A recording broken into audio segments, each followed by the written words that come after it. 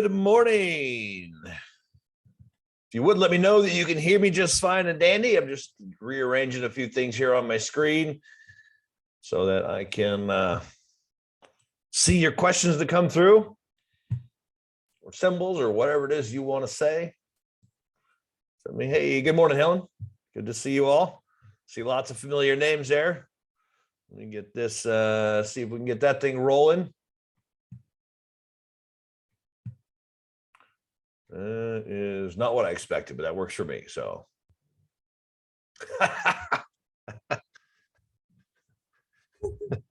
sorry, Barry, that's funny. I don't know if that was intentional or not, but it makes me chuckle. Welcome out to Trading Coaches Playbook. I think I see some that were here that were with me super early this morning, huh? Some of you out here at 5:30. Down to my last cup of coffee. It's almost gone too. That's what I figured. But it still made me laugh though. Because nowadays with the younger generation, I see, because my mom was an English teacher, right? So she was always correcting everything I did, grammatical mistakes, everything. It was always just like, it never ended. And eventually as a teenager, I think I was probably 13 or 14 when I started to intentionally do it wrong just to get her to stop. And it took her a while, but she finally figured out what I was doing. And now with my son, this is probably 6 months or a year ago, they're up, they still live about 6 hours south, but they were up for a weekend and my son or daughter said something incorrectly. And she didn't say anything. I looked at her, I said, "What are you doing? You're not going to correct that?" She's, "No, I already did my job. That's your job." Like, oh, I can't believe it. So anyway, so it just made me laugh. That's all. Let's get the disclaimer out of the way while we still got some stragglers coming in here. I am not a registered broker-dealer investment advisor. I will not give you any recommendations or advice. Everything we do is purely for educational purposes. If I do happen to mention a trade, just assume it is a paper trade or a practice trade. For regulatory reasons, we do not discuss funded trading. So let's see what's happening here anyway. These dumb stocks, they keep running. I think they're turning over. I get in, or I get into calls, then I get out. I'm going to show you one today, actually, that I'm super cranky about right now. I am, but I'm not. I say that kind of tongue in cheek, but so here's the stuff coming up. Trading you the 26th. That's next week, I believe. That's going to be me. So I think that's when I'm up, because I know I do that once a month. So Rob and I think, rotate. But yeah, I will be doing Trading You next week. So if you want to come out with me again, if you are a subscriber to Trading You, then good. We'll see you next week. Monster Market Movers, November 2nd, 8 p.m. Mastering the Trade, November 9th, 8 p.m. And Trading You, November 10th at 8 p.m. I don't know if I'm doing that. I'm not going to look at my calendar. That's too far out. I live like a few days at a time. These people ask me for stuff 3 months in advance. It's like, what?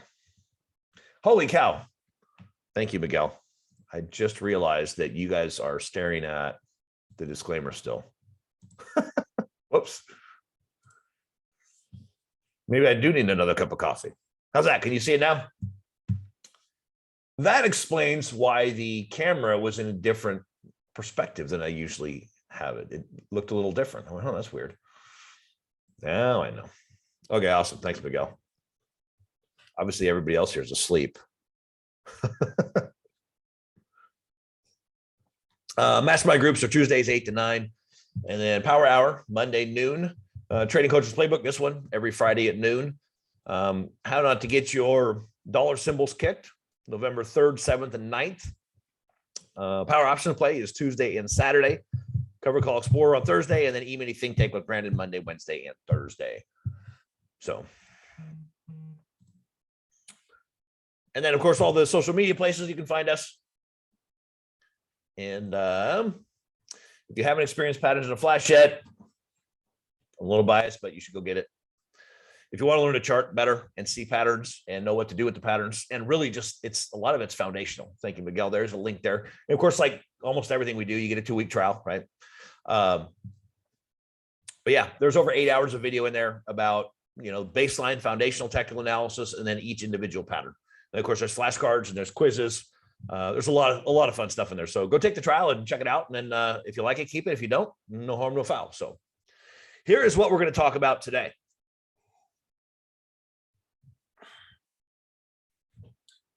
Might be a little bit of a touchy subject. Some of you might get a little cranky with me, but you shouldn't. The human ego is rather interesting. But it is good to have a short memory when it comes to trading.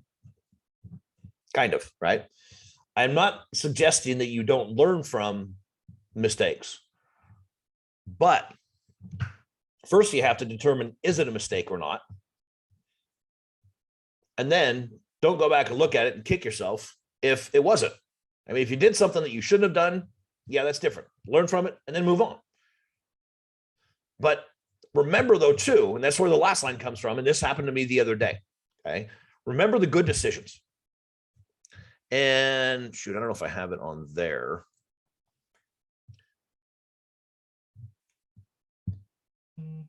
Well, let me get through this stuff first. I'm jumping ahead of myself here. I'm a little excited to show you everything, but I'll show you two different trades that they were both good decisions. And well, one worked out really well and the other one didn't really, well, it didn't work out. It did work out, but it didn't work out. I'll show you. It's good. So here's some skills. I want to go through a few of these, and these are just a few bullet points that are important from a mental perspective. Now, some of you are reading what's on the screen going, self-trust, what does that even mean? Well, how many of you have ever gotten into a trade and you put your stop in, or you set your stop, right? And it's a mental stop or an alert. And then the stock gets to that point, and then you start to look for every single reason you possibly can to not stop out and exit the trade. Even though when you went into the trade, you told yourself, okay, I'm getting in here, I'm going to get out here if it goes against me, and I'll take the loss and I'll move on. That's what you say, right? That's the plan. Excuse me. And then it gets to that stop, and all of a sudden you're like, well, I don't want to take a loss. Who does, right? Nobody likes to take a loss. If you get to that point, actually, then you have arrived. If you get to a point where it doesn't bother you, or you almost kind of sort of get excited about taking a loss, okay, then you've arrived. That's where you want to get to, okay? It's not necessarily fun, but when you get to a point where it doesn't bother you very much or at all, then you're good. Thanks, Roman. But you've been in that place, and I'm assuming that's what that is indicative of, Roman. You don't get out of your stop, and it keeps getting worse. It keeps getting worse, right? You bought the options for $4, and now it's at $3, and you should be stopping out and taking a $1 loss because 25% is not that bad. You can overcome that with another trade, right? But then all of a sudden it's at $2. You're like, okay, if it gets back to 3, I'll get out. I would rather have a $1 loss than a $2 loss. So it bumps back up to 265. And the chart tells you that it's time to get out because it's going to roll back over and head back down. You're like, no. I got to get back to 3. I got to get back to 3. You want to get back to 3 because that was your original loss. And now you've mentally shifted from where you didn't want to take that loss to now you're okay with that loss because you were down even more. Right? I mean, you know that it's like it's like you're walking these stairs down in your mind. And then if you can get halfway back up, you're good. You just don't want to end up in the sewer where it's worth nothing, right? So, and the next thing you know, the 265 drops down to 2. You're like, oh, just get back to 265. And then it's at 150. And then it's at 1. And next thing you know, you're like, when is expiration? I'm just going to hang on to this thing and wait. And the whole time you stare at it and you finally throw in the towel. You're just like, okay, am I alone here? I've done that. I'm a little bit embarrassed to admit how many times, but I've done it before many times. Sometimes you got to do it more than once to learn the hard lesson. But yes, Roman, I am. It's funny. I haven't had anybody say that for a long, long time. It was probably 6-7 years ago. Somebody said that. I explained it, and he's, are you like tapped into my screen, like hacking into my screen and watching me? It's like, no, I teach from experience. I've been down the road. I've been down the that mental path. It is. It's like a steroid, right? Which is part of where this came from. Is you've got to look at the mental and emotional toll that takes on you, because you do it and then you repeat it. And yes, it is. And you got to get yourself to a place where you trust yourself to stick to the plan you had originally, right? That's what self-trust is knowing that, okay, I made this plan and I'm going to stick to it no matter what. Because I've been down that road too many times where it gets worse. I deviate from the plan and it goes bad. And that's not fun. Now, sometimes you deviate from the plan and it turns around and comes back. But how many times does that happen versus the times that it doesn't, versus the times that it just continues to get worse? And the reality is that even if it comes back, okay, you bought the option at $4, it went down to $2. Ooh, it comes back and it goes to $5. Well, you made $1. But the next time you buy that option at $4 and it goes to $0, where are you at? Yeah, you made a dollar profit on the one time, but now you just lost $4 on another time, which is the other thing that we do as newbies, right? We take massive losses and we cut our winners short and we stop out, we get out because, oh, we got a profit. And I can't stand, there's one phrase that I can't stand. You can't go broke taking a profit. Yes, you can. If you take little 50-cent, $1 profits and you have $4 and $5 losses, you're going to be broke really quick. I know lots of people that have done it. I've done it myself. I didn't go broke, but I got close, right? Well, I have busted a couple accounts. My first account I opened, it was $2,000. The cheapest commission was $75 per trade. I was new. I was looking for the bottom, right? The market kept dropping and all my coaches were, buy the dip, buy the dip, buy the dip. Well, I was buying the dip, but it just kept on dipping, right? The 2000 crash. That's when I started. So I went through that crash, not knowing anything. So I can relate to all these rookies that are, they're new in the market in the last year or two, and they don't know how to handle a crash. They've never been through it. And they're buying the dip still. And they're looking for the bottom. Where's the bottom? Well, don't try to catch a falling knife, right? This puppy is probably not done going down. So if you're looking for the bottom, stop looking. I threw in 2 trades. I bought 2 different calls. I think I bought 2 contracts on 2 different things. And it's $75 a trade. You got a huge, huge hurdle to overcome with just that. It was only $1,000 I had. I was 24. I was young and dumb. Now I'm just not young anymore. But yeah, I watched, it was 2 months out. They both expired worthless. I didn't know what I was doing. So lesson learned, right? But the point being, it's better to stop out of the trade, to take your loss as you plan, to stick to the plan and be able to say, I stuck to my plan. And if you stick to your plan, if you have a good plan and you have a good risk reward, then ultimately in the long run, your plan will be successful. But if you get to a point where you start to doubt yourself, because here's what happens, right? Y'all relate to this because I see a bunch of you said, yeah, you're not alone. Yeah, I've done it. You put on the trade and you have your plan, but in the back of your mind, you're telling yourself, this is where I'm going to stop out. But you doubt yourself. You go, yeah, maybe I won't. Am I going to? Really? You have that doubt. So get to a place and understand that it is cheaper in the long run to protect your mental state, your emotional state by taking the loss than it is to continue to watch it get worse and get to that place where you either finally just throw your hands up and you take your 50 cents out of $4 and say, okay, just get rid of it, or you watch it expire worthless. That mental, emotional agony is far more expensive than the loss would have been.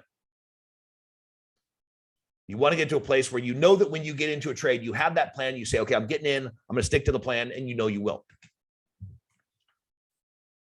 Very important to get to that point. Patience, this one we've talked about quite extensively. And sometimes it's a matter of waiting to get into the trade. And that's one thing I've had to learn. In fact, we'll see. I'm waiting right now to see things move down, hopefully. And in this market, okay, if you are having an issue with this market is crazy and wild, and we're getting these massive swings intraday. And it is a struggle because sometimes things hit your stop intraday, and by the end of the day, they turn around and they move big time the other direction, especially in the bearish direction, right? If they move up and then all of a sudden they sell off in 2 hours, just boom, and all the profits, everything's gone from the day. So, so learn to be Learn to be patient and just wait. Sometimes you got to wait, and even intraday. And that's times, especially lately, when things hit intraday. Sometimes I pull the stop. Sometimes I don't. Sometimes I say, okay, I'm going to wait. I'm going to give it a couple hours. It might get a little bit more expensive, but I'm going to wait to see if it bounces back. And I'm wishing I would have done that on Oracle 2 days ago, but I didn't. Yeah, whiskey won't solve your problems. It's good. It's tasty. I love whiskey, bourbon, scotch, and pretty much anything. Wine's like the lowest on my list, but yeah, a good whiskey or a good scotch is a good bourbon. But yeah, it won't solve the problems, to put it that way. Okay. What is a good trade? How do y'all define what a good trade is? It's not one that you need whiskey after, that's for sure.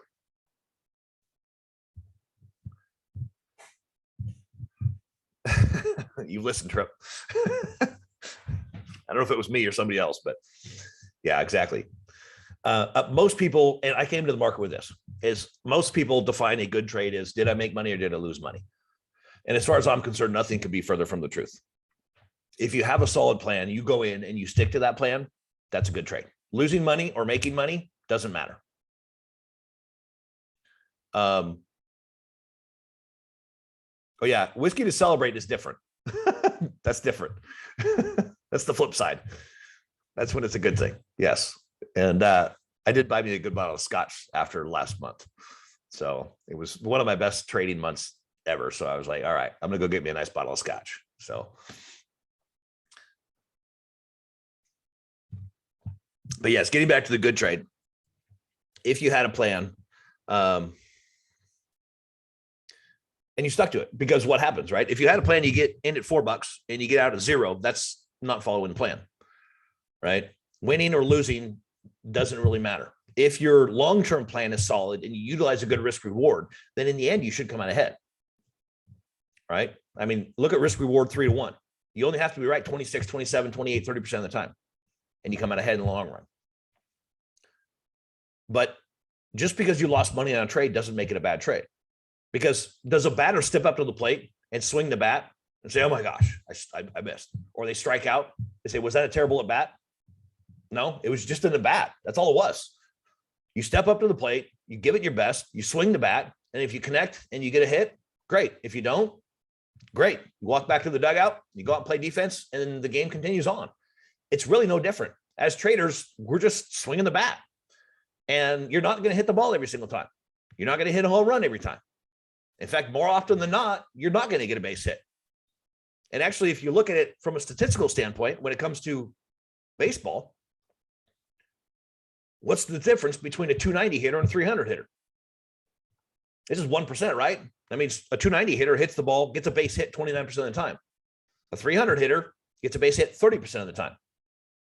But the difference is the Hall of Fame or a comma, depending on which one you want to look at, right? A 300 hitter that hits the ball, gets a base hit 30% of the time is making 7 figures, right? They got 2 commas in their salary. If it's a lifetime 300 hitter, they're probably going to the Hall of Fame. And trading's not any different. And when you really put it in that context, you go, okay, it's not, did I step up to the plate and give it everything I had and stick to the plan that was there and the strategy that I follow? Because as a batter, you got to go up, you got to know who the pitcher is, you got to know the outs. You're obviously watching your coach because they're giving you signals as to what to do. You're just swinging the bat. And you're going to strike out and you're going to walk and you're going to miss. You're going to do that more often than you actually get a hit. 70% of the time, and you're still tearing it up.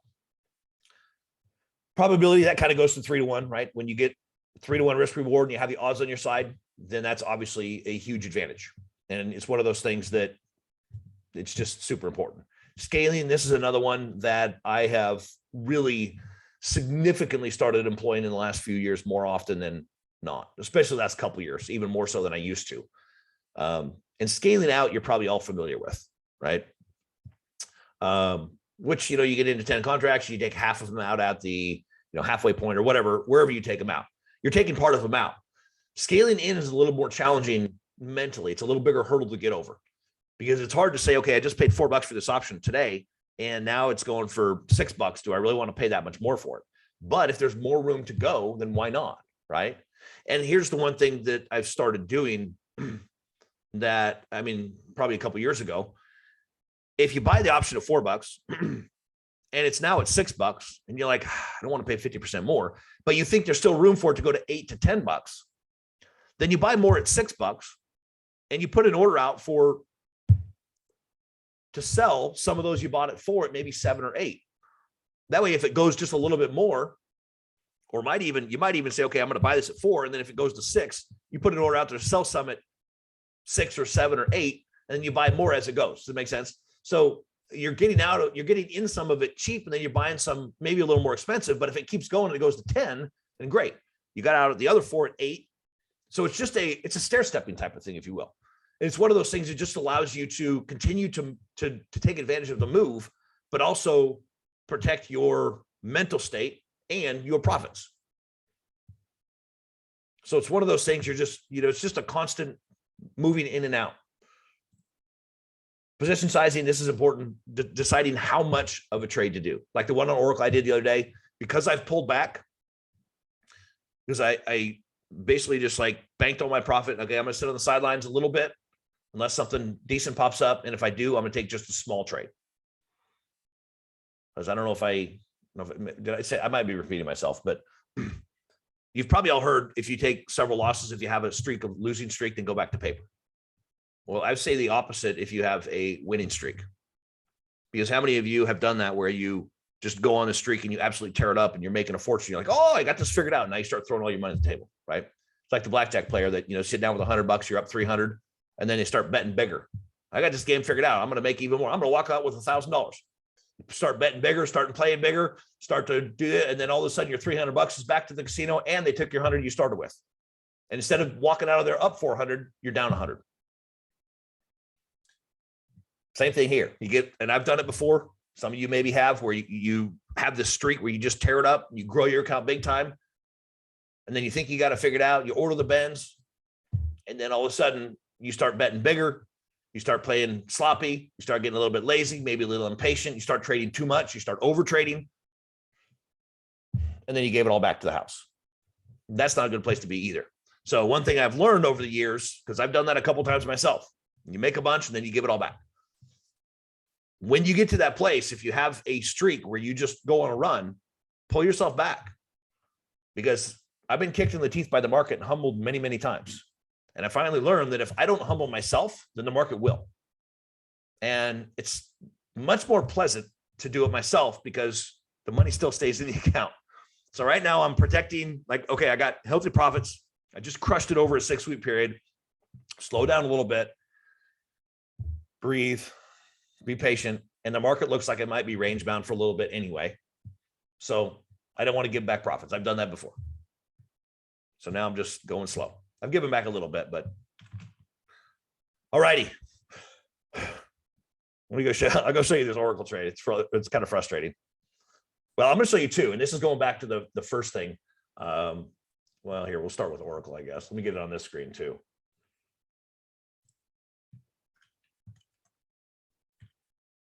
So here's what I was looking at. Let's do this. And if y'all want to look at specific symbols, let me know. I'm going to throw these over here real quick. They're kind of in the way.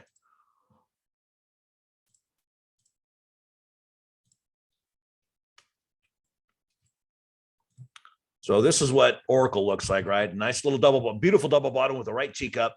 The midpoint is right here, right? And it's got to break the midpoint. There's a lot of double bottoms happening right now. And if you've been through patterns of flash, you already know this. If you haven't, then you need patterns of flash. The midpoint is where we get confirmation of a double bottom. This is not a double bottom. Anywhere up to that point right there, this is not a double bottom. It's formed, yes, but it has not been confirmed. Here, once it breaks out of that midpoint, now we have confirmation. And then ultimately, we'd like to see it pull back like it did here. Absolutely, Kevin. So it breaks out, right? Pretty solid volume too. Gaps up the next day. It's like, I didn't get in there at all. Boom. It drops down that day right there. Right. And that's the day it triggered my entry point. I bought calls, right? I'm looking for a bullish move up to 71. Thinking, okay, calls, The stop you see is 65.88. So it triggers the entry point. You can already see it here, right? Now let's see what happens the next couple of days. So here's the intraday chart, and here's where my mind was. So this is the 5-minute chart, and you can see, let's see, where's the breakout day? That day right there is the breakout day. That's this day right here. It gaps up and it runs in the first 10 minutes, and then it basically goes sideways all day. Right? That's that day I just put the vertical line on right here on the right. The next day, you can see it gaps up, and in the first 5 to 10 minutes, it makes those intraday highs, and then it drops off. That's this day right here. Then this day right here, you can see it hit the entry point and the stop. That's this day here. Let me blow this up a little bit more. I think, yeah, we can just scoot it back. So here's the start of 2 days ago, right? 3 days ago. It gaps down a little bit and rallies a bunch, and then it kind of just sits in and goes sideways a little bit. And I'm looking at it. I saw it hit right here, and I went, yeah, I'm going to wait for that.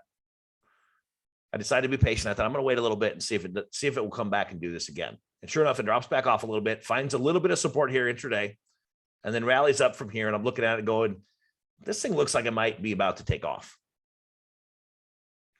And so I got into it. Now, I only did 2 contracts because I'm like, I'm just going to do 2. And then if it gives me another entry point, I might add to it. If it does break to the north and it gets bullish, then maybe I'll add to it. Maybe I won't. I'm just going to stick my toe in the water. And of course, then as soon as I get in, this is how it happens, Roman, right? We're watching you. And no, it's not the market maker. Don't worry. It starts to roll over, and it's like, oh, man, this is frustrating. But I'm being patient. I'm like, okay, well, just let it wait. Just wait and see what happens. And then you can see here, these are 5-minute candles, right? You can see the volume increase here as it sells off and accelerates to the downside. So that started to get me a little worried, even though it's not a massive amount of volume, but it was enough that I went, maybe this isn't going to work out. We'll see. And an hour or so later, it hits the stop. I had an alert somewhere down here. I looked at it and I'm debating. I'm like, okay, am I going to stick with my plan or not? Do I give it a little more time? Do I wait? And I think I was down 170 bucks is what it was. And I gave it a little time. It started to dance here. And then it had this candle. I went, you know what? I'm just going to bail on it. It's only 170 bucks. It's not that big of a deal. Just stick to the plan. Get out. And of course, 15 minutes later, I look and it's like, because I turn around, because you can see this is the machine behind me is my trade machine. The one I'm on here is working machine. So I do emails and business and all this stuff on this machine. So I'm constantly swiveling back and forth, not constantly, but I get away from that. I do other stuff. But when I turn back around about 15, 20 minutes later, it's back up here. And I'm like, oh my goodness. If this thing takes off and runs and hits the target, I'm going to be cranky. And it just kind of settles in the rest of the day. An hour later, market closes. Okay, no big deal. Tomorrow, if it gives me a chance to get back in and re-enter the trade, then I will. Well, it gapped right through the entry point. You can see this orange line is my entry point, right? That's the risk reward plan. That's this line right here. Gaps right through it and just takes off. It's like, oh, okay, I missed it. And now, as you can see what's going on today, it gapped up this morning. Yesterday, I was a little cranky because I paid $4 for this option, right? And they were around $6 yesterday at some point when I went and looked at it, which I shouldn't do. This is part of the reason I say short memory, because you want to forget about these things that happen. Because what it will do is it will skew your thinking, because the next time you get into this type of situation, this is the larger point, is that you get into this situation, you don't hit the stop because you go, oh, remember what happened last time? It turned around and came back my direction, and I would have made a huge profit. I took a $170 loss, and I could have had an $800 gain a day and a half later. And then you don't get out here. You know what happens then? It keeps falling. You don't know. It's always 50-50.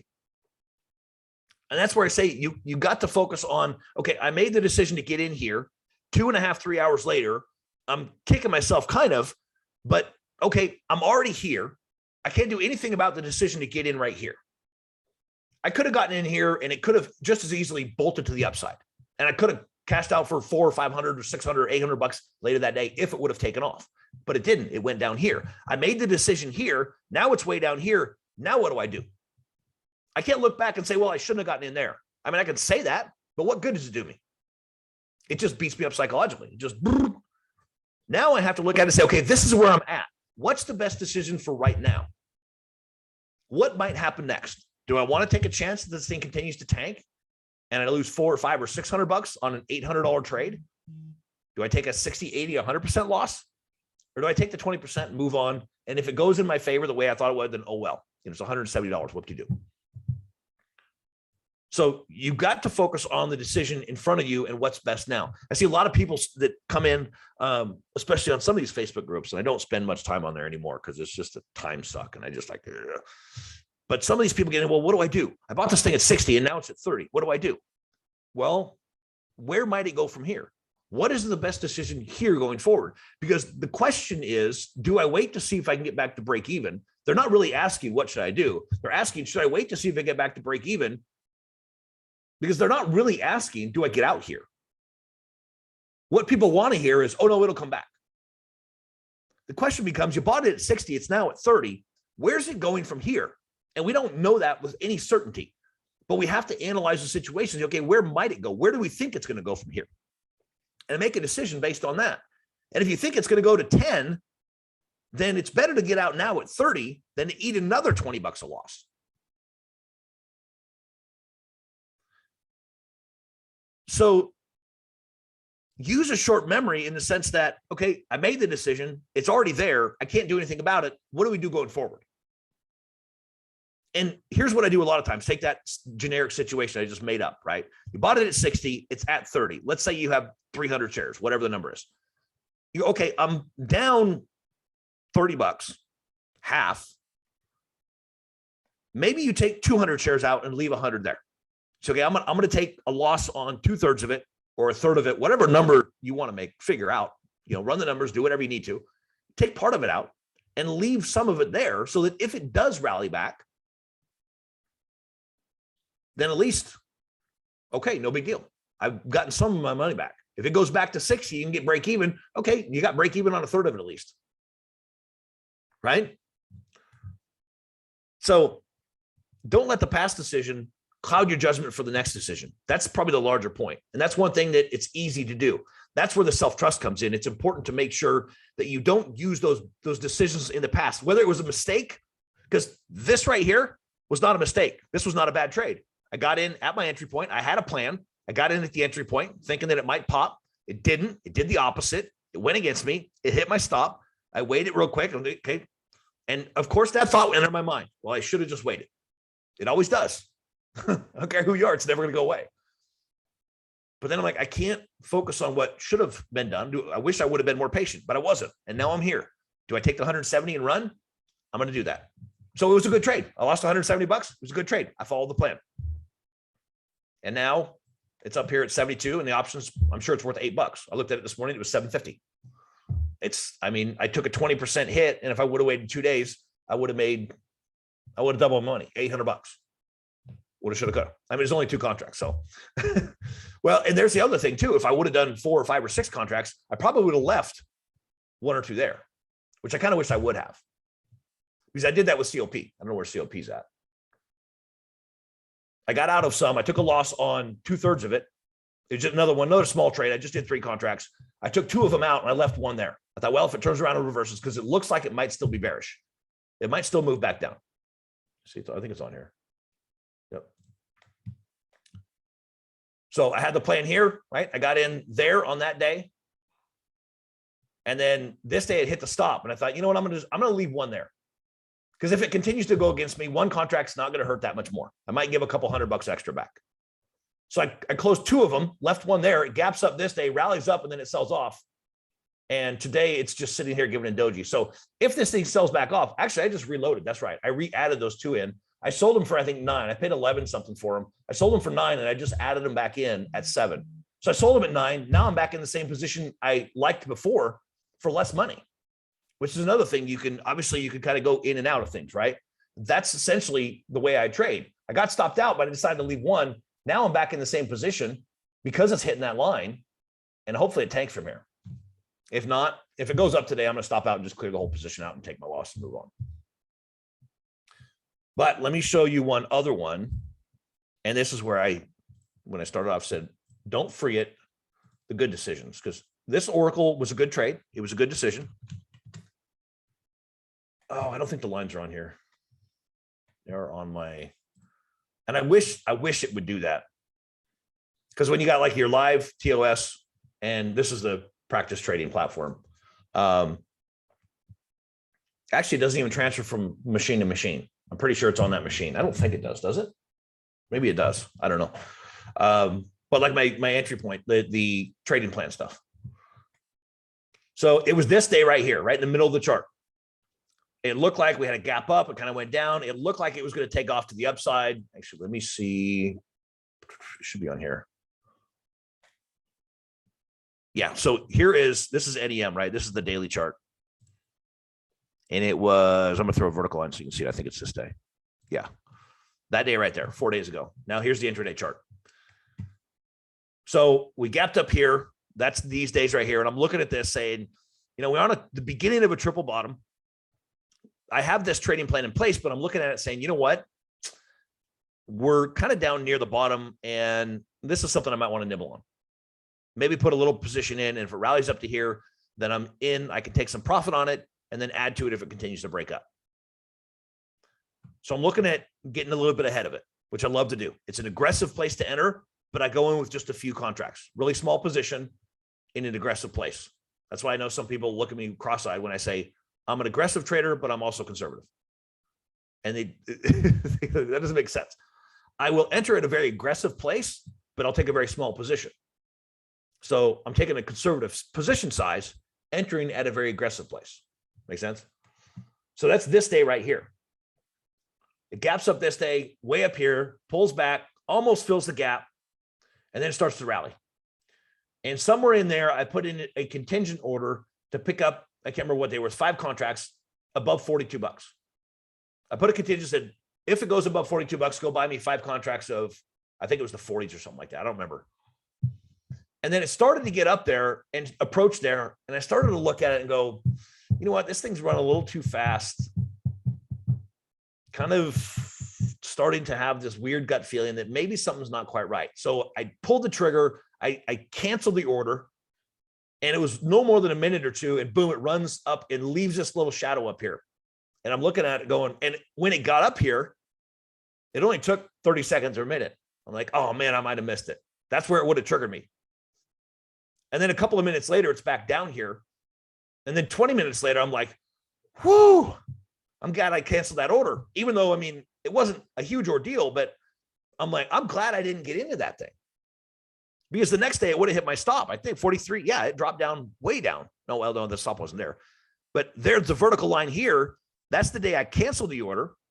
And the next day, I'd have been upside down big time. So I made a decision right at the last minute, and it was a good decision. I'm glad I didn't do it. So make sure you remember these ones, because it's really easy to mentally beat yourself up when something goes sour. And the first step you want to do is go, okay, first of all, did I make a mistake, or did I just swing and miss? Did I do something wrong? Or was it just a bad at bat? Or it was just another at bat, not a bad at bat, but another at bat. If you didn't make a mistake, then just move on. Who cares? If you made a mistake, learn from it, log it away, and then move on. But then remember, when you have decisions, that you make decisions like this, or the ones like Oracle, where you stop out of it and then it keeps getting worse, and you look at it and say, okay, good. I'm glad I stopped out. That was a good decision, because now I would have been down even more. Make sense? So anyway, should I stop preaching now? Look at charts.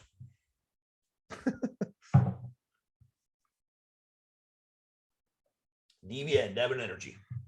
You love energy. Wasn't that you yesterday? Was it yesterday that you were asking about energy stuff? You must be a bull. Looking for bullish trades. Nothing wrong with that. I'm not, it's not good nor bad. It is bullish. Whereas, oh, dang it, COP is probably going to stop me out today. But yeah, definitely very bullish on energy. Is that an all-time high? Probably. No, it's not. So we got some room on Devon to possibly go up to 92. There's the crazy part, though. Look at this thing historically. Okay, this is a monthly chart, and this is back in 2000. And ooh, that's interesting. Thank you, Kevin, for bringing that up. Just a thought. This is what's interesting is you've got Nice, just steady bullish move. There's the 2000 crash. Didn't have huge impact on this thing. I mean, it dropped from 21 down to, it got cut 40%. But look at the rally, 2000, 2004, 2005, which doesn't look, actually, it's got a couple little stallouts. This rally that we've had now is even steeper and faster than that one was. And it wouldn't be a surprise to see this momentum continue it all the way to 92. But look at what happened. And where is that? That's, the very peak is, that's mid 2008. You all remember what happened in 2008 or what started in 2008? The housing crash. And even though oil was, I think oil prices at that time had been rising quite a bit. And then the housing market crashed, which caused a lot of unemployment. And then demand destruction took place. And then obviously oil tanked. The question becomes, are we in a similar type of situation where right now, because the oil prices are going higher and these companies are more profitable, but in a few months, is unemployment going to rise and the economy is going to get worse and demand destruction will take place, and then oil will start to drop just as fast as it went up, like it did last time. So it's a nice little contrast to look at and say, okay, the last time in the 2008 crash, oil crashed right along with it. Will that happen again? Hard to say. But I would think that it probably will. But who knows, right? I mean, we never know. It's always 50-50. And that's a long-term picture. Short-term basis, which I'm assuming that we're all short-term traders. We've got a pretty significant thing there. And I think we're probably breaking out. I'm going to do a quick update on this, see if we can get, we got about 40 minutes or so. And is everything going? Yeah, Chevron. I shouldn't even look. It's just frustrating me. It's Oracle that's frustrating me more. It's kind of crazy when it's like when I get into trades and it goes against me, it doesn't really bother me that much anymore. But for some reason, when I get out of a trade like Oracle and then it goes in my favor, for some reason that irritates me more. So I don't know if, but yeah, we definitely, so you just went up a little bit more. Oil is moving higher now. Question becomes, where does it get north of that 75 level? If it does, man, we got to go way back. So that's a weekly. There's monthly. I mean, we're on a monthly chart. We're above the highs right now. We go to weekly. We've got this little spot right there, which was recently. If we can break above that, there's not much to stop it from going to 92. So looking at this, I would put a stop just below that level, that $75 level. That's where I'd put the stop. Put the target up here. I would put it at, let's put it right up at basically 92. Let's go 91, see if we can get a nice round number in there.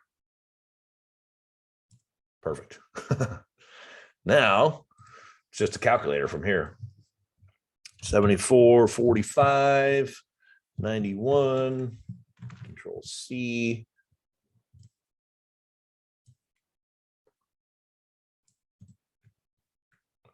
Control V. Okay. So there's what I would look at for a trading plan if this thing breaks above 75. Now that 78.59 is pretty high. I mean, it's quite a ways up there. So what I'd love to do, let's see, where is that? Put that right on the high there. Make that a small dashed line. I would actually put a, let's see, let me get this in tighter.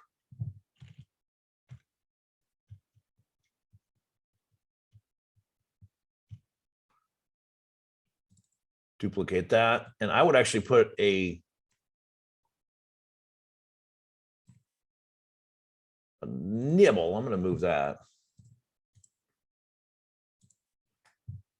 And then make this, and I like to, I change the style of these just so that when I go back and analyze things, like if you see a dash line, this is a little different. Usually I'll put them down here, but if it's a minor support, like a really, really weak support or resistance, I'll make it a small dashed. If it's a solid support or resistance, I'm using a solid line just like this, right? If it's a little bit heavier but not small, then I'll use the bigger dashed. This is something that I would do. I mean, I already explained to you how I trade as far as aggressive and conservative. I would put a little hook for a small position here, right about 77. Right above that 76.35 is the intraday high. If it breaks that, it increases the likelihood that it's going to continue north, right? So, and 78.59 that's $4 away from the stop. So if I pick up just a small position, 1 or 2 or 3 contracts, depending on how big you ultimately plan on going, that basically 77, and then add to it, if it continues to go, add to it at 78.50 or so. And then maybe if it runs up to 82, 83, 85, you peel back the original position at 77, which you should have a fairly healthy profit, which will not only give you a profit, bank you some profit, but dramatically reduce the risk from your second entry point. And then, hopefully it runs all the way to the target or beyond it. Who knows how far it's going to go, right? That's another benefit to scaling like that, whether you're scaling in or scaling out, because now you can just let things ride. If you've already got, let's say you put $2,000 into the trade here, and then it runs up some more and you put in another 3,000 here, just throwing numbers out. So you got $5,000 into the trade. Well, this $2,000 turns into 5 up here. By the time you get up here, now it's worth 5 because you got in a little early. So you sell your 5,000. You only had 5,000 in the trade. Now you got nothing. You have no risk left on the table from your initial investment of 5,000. Or maybe let's just say it gets to 4. So, okay, you close out 4,000. You still got 3 or 4 contracts there or whatever the number is. You only have a risk of $1,000 from where you started. And you still have a position in place. And if it keeps going, great. If it doesn't, which, Trip, I'm going to blame you for IBM. IBM did not work out the way it was supposed to. I just thought of that because of talking about the initial investment. So here's what if you haven't seen this, or I think I've been talking a lot about it lately. So IBM back here, when it broke that trend line, I ended up, I can't remember exactly where it was. It was somewhere in this area. I bought the October 110 puts, which expire today. I bought it in a couple of different chunks. I ended up with 20 contracts. They were only I think my cost base was like $1.10, or it might have been less than $1. It was just shy of 1,900. It was $1,880, I think. It was just shy of $1,900 for 20 contracts. And like 2 or 3 days later, I think it was here, I sold 15 of those for 1,900 and change. So I got all my initial, I think it was 1,880 and 1,915. So I got all my initial capital back plus $25 profit. And then I left the other 5 there. I don't have any cash in it. Earnings was the 19th. And if they come out and have bad earnings and it drops anywhere below $1.10, I'm getting a dollar for dollar move. And now I have the potential for a home run. I was hoping this thing would gap down to 100. I was hoping they'd have terrible earnings and it would pull a FedEx and gap down big time and go to 100 or lower. I mean, if it would have gapped to 100, those $110 puts would be worth $10 on 5 contracts. That's $5,000, where I initially put 2,000 in it, less than 2,000. I got all my capital back within a few days, and now I have a potential for a grand slam. But it didn't. It's going to expire today, and I really don't care because I got all my cash back. Exactly. Now I did this. This worked out well on Home Depot in the first quarter of this year, where there was a beautiful double top. I got in, and I had been jockeying in and out of these things. Right, you pick up a couple of contracts here, a couple there, and then you're taking them out, just like I was explaining with Devin. Right, you get in maybe a couple of contracts here, then you add to it a little more here, then you add to it here, and then you take it out here. The stair stepping type of thing, right? And holy cow. Sorry, something just popped through there. It was a little weird. Home Depot worked out beautifully, where I had gotten all my initial capital back, and the options was a little bit crazy because they were sitting at $14. I decided to hold it over earnings, which is, I mean, the options on IBM were worth nothing. That's why I traded the ones I did, because I knew they wouldn't be worth much. They were worth 50 cents or something, 60 cents. So on 5 contracts, I've got $200 or $300 of risk. Okay, not a big deal. For the potential to make, a couple grand or $5,000 or even more, who knows? But Home Depot was $14, and that was a little like, but I decided to let it ride. I already had a healthy profit. I had all my initial capital back plus profit. And they came out with bad earnings and gapped down the next morning, and I sold them at 24. So I banked an extra 1,000 on just one contract with that. I tried out in PayPal last earnings season. Looking at calls, it looked like it was going to run into earnings season, and it did run into earnings a little bit, but not enough to get all my initial capital back and still leave a position there. So I closed the whole thing out with a small profit. And the next day, of course, it gaps up, and I would have made a killing, but you don't know with earnings, right? You don't know if it's going to actually do that or not. And I didn't know. And so I didn't take the risk. With IBM, I got all my initial capital back, so I didn't care. I didn't have any risk on the table. So this time it didn't work out. The first time with Home Depot it did. PayPal did not. So PayPal I made a little money on. Home Depot I had a home run. IBM broke even. So, but yeah, Hopium is definitely not a strategy. I don't think I've heard that one before. It's kind of good. I might have to steal that. I mean the hope thing, yeah, I just haven't heard the hopium part added to it, so I like it. Who else has any stocks you want to look at? Or should I just go randomly pull up mine? What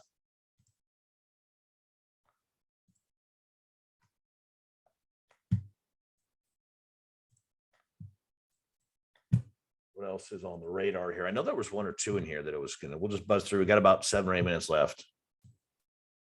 Oh, of course, Trip. I'm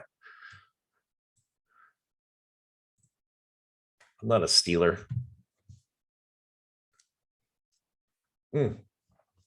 Alcoa, that is kind of debatable. I'm thinking about that. That's updated today. I don't know where that's at there. I mean, the market almost looks like it wants to rally. You want to look at the overall market. This one thing I think we were talking about yesterday. It gets hard when you ramble on as much as I do. Sometimes you forget what you looked at yesterday. And sometimes I talk to myself because that's what people like Einstein behind me do. He talks to me too. He's got the same voice as I do. I got that picture mainly to cover up the big ugly router that I have back there. It's awesome. It's not really ugly, but I just happened to see the picture. I liked it. I thought, yeah, that'd be perfect. That'll cover up the router. So I just set it up there. So this is the SPX, and that bullish engulfing pattern was extremely strong. That's why I think we may have some momentum. But basically, the way I see it, we're kind of stuck in this range between about 3,800 and 3,600. Until we break out of there, I'm not going to get super aggressive either way. And even if it goes bullish, I wouldn't get super aggressive as it is because we still have this $3,900, $4,000 level, or 4,000 point level to contend with. So, I mean, we might rally back up here to this downtrend line. It's possible. So not super bullish, but I'm waiting for something to say it's time to jump in. So, oops, that's not what I wanted. I wanted that. Let's see if there's Alcoa, possibly Adobe. For those of you that have patterns in the flash, that is you should be seeing the pattern of the week sometime today. That's it. AIG, a lot of these are starting to kind of play out. This one's looking really good right now. And if the market keeps going north, then we may have a good little pop on some of these. I might be buying some calls later today. This is frustrating. BMY, nice little head and shoulders, but well, I'm in a longer term position on this and some retirement accounts, but and my kids' account. So BX has not played out. And this is the hard part about earnings season too. A lot of these you have to just sit and wait until earnings comes out, because if you get in before earnings, then yeah, it may not work out so good. Chewy, I like the looks of this right now. Kind of, if it breaks back above that $38 level, because we do have a little bit of a, just kind of an ascending triangle here. But either way, that's a very solid 1, 2, 3 support level, right? And then when it broke it here, it came down. When it came back up, it recognized it here. It did get back above it, but then when it fell back, it recognized it here again and launched. Came back, it stalled out a little bit here before it broke below it. And now it's recognized it a couple of times here. So this $38 level is very, very solid for Chewy. This is where just basic stuff. And this is why if 90% of what I use, if you go and watch patterns in a flash, is in that very basic section. 90% of my decisions come off of just the very basics. You got roll reversal going on, and you've got a very solid support level, right? 1, 2, 3, 4, 5. You got multiple hits here in the last year. If it breaks above that 38, it's probably going to do something like this. I put the target here at 45, but there's no sense in stopping short there. That's just probably a profit taking spot if it doesn't. But you got to be patient and wait for it to break out of 38, because right now that 38 is a very solid resistance level. Thank you, Miguel. COP, this one's making me mad. Here's a Head and Shoulders, but earnings is coming out in a couple of days. This is a beautiful, beautiful textbook Head and Shoulders right now. But earnings is going to have an effect. So I can't enter the trade. Well, first of all, it's not broken the neckline yet, which is important. Whoops. But if it breaks the neckline, then there may be a possibility. So we'll see what earnings comes up with next. I think it's Monday or Tuesday of next week. Dow, I think this used to be Dow Chemical. Now they're just Dow. It's starting to look better with looking at today's candle. If it breaks north of there, breaks the midpoint, then yeah, we may have some good upside here for a little bit. That one's breaking north. This is one I decided to be patient on, which right now I'm thankful. So this is going back to the theme of today, making good decisions. This is a long-term descending triangle, right? Looking for the possibility, and there's really nothing. If it breaks that $48 level, then there's not much to stop it from coming to 30. There's a decent support there about 39 or 40, right? You see there's a little bit of congestion here. So that's a large dashed line because it's not super solid, but it's there. But then we've got, in a short-term basis, a descending triangle that was taking place, right? We got one hit, and then it started the pattern, or it started the downtrend here. And over the last 3 days, it was recognizing that line. Hit it, fall, hit it, fall, hit it, broke above it. Oh, nope, we're going to go down. So I'm looking at this going, well, if it breaks down and closes back down below this candle, then that might be a good place to enter a long-term bearish position. And then, take a few contracts. If it drops off to 48, take some profit on it in case it bounces. Leave maybe one or two there. And then if it tanks through there, that's one of the beauties of doing it. If you have one or two contracts and the thing really takes off, then at least you're there, right? And if it goes against you, it's not that painful. So it's mostly emotional control. But now this thing's breaking out. I've been looking at it the last couple of days going, well, if it stays with that line, if it closed above that line, I'm not doing anything with it. But if today it closes back below this line and it drops off another candle like there, this is something I'd be sticking my toe in the water on. And I'm looking long-term, probably out 6 months and going quite a ways out of the money. Maybe some short-term ones for this move along with, this is what's kind of weird. You can get into some kind of crazy stuff and don't overwhelm yourself, but buy some 6 months down at like the 30s for long-term in case it really tanks. And then maybe a few contracts short-term that you can jockey in and out of.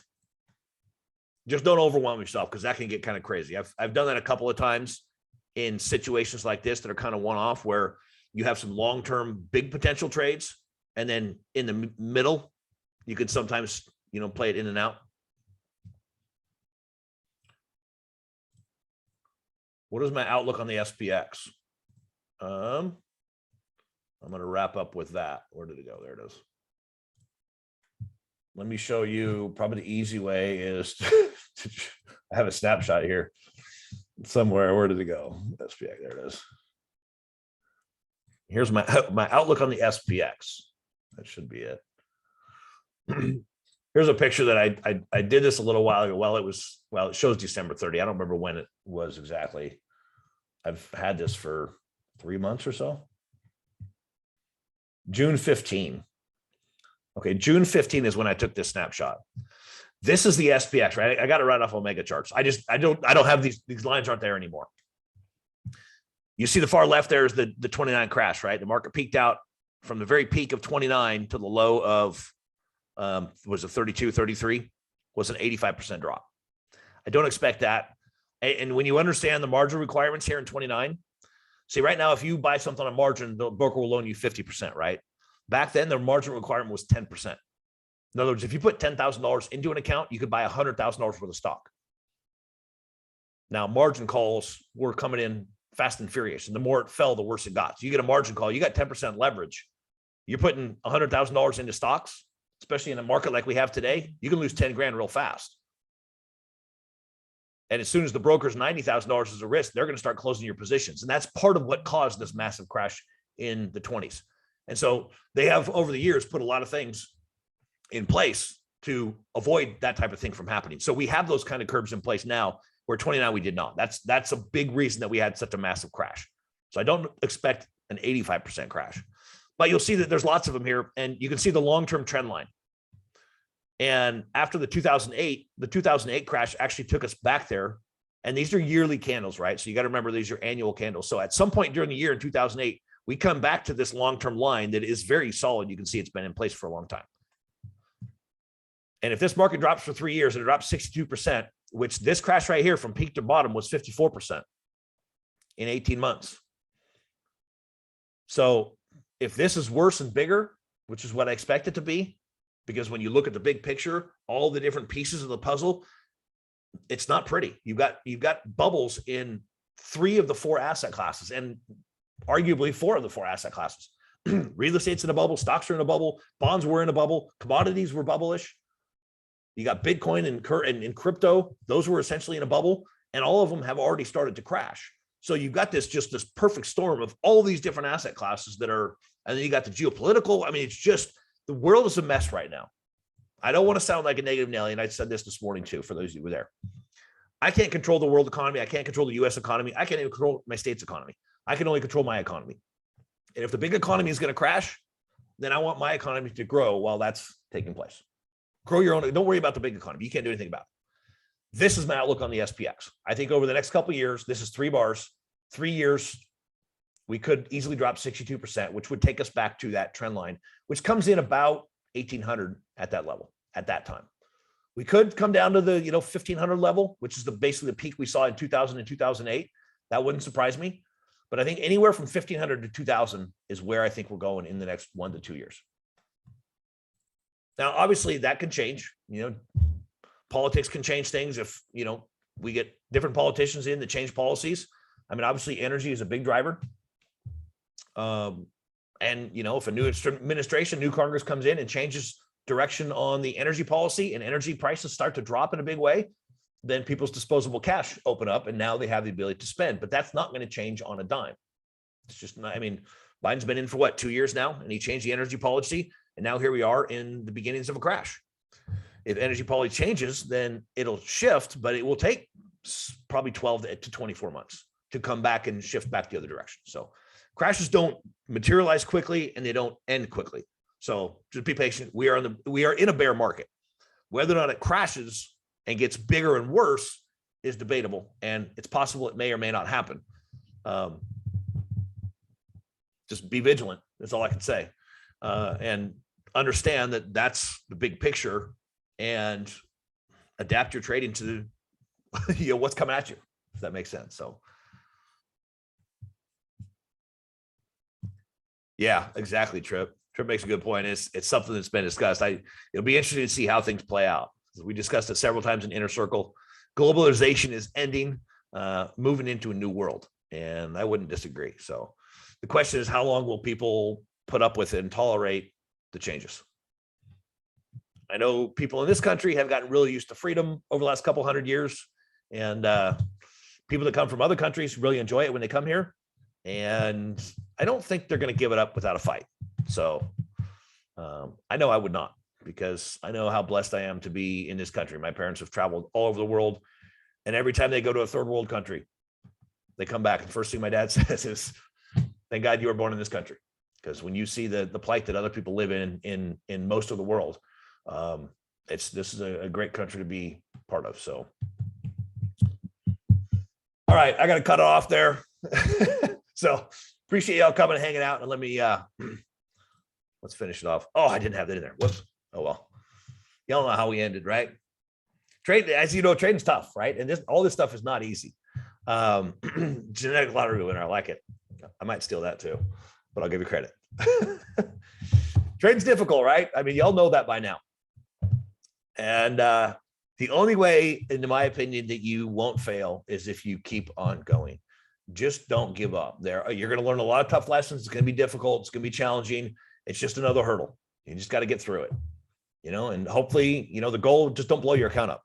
That's how I started. And then I had to save up and, rebuild it back to where it was. Preserve your cash, take the lessons, learn from them, move on, have a short memory, and make sure you focus on a good decision now for what may be coming in the future instead of everything else. You know what I mean? So whatever you do, just don't quit. Right? That's what I say. If you're going to fail at just one thing, fail at quitting. Okay. Y'all take care. Have a great weekend. God bless. Bye-bye.